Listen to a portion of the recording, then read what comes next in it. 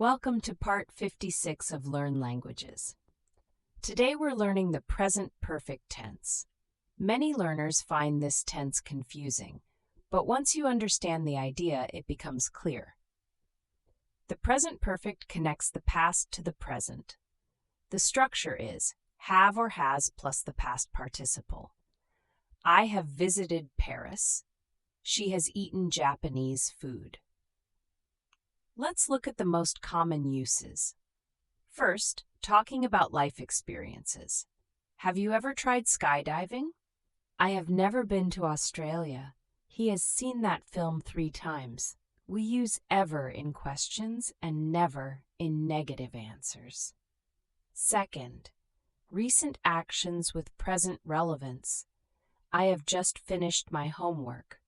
She has already left the office. Have you eaten yet? No, I haven't eaten yet. Just, already, and yet are signal words. Third, changes over time. My English has improved so much this year. The city has changed a lot since I was young. Now here's an important difference. We use the present perfect when the exact time doesn't matter. I have been to London. We don't say when, but if we mention a specific time, use simple past.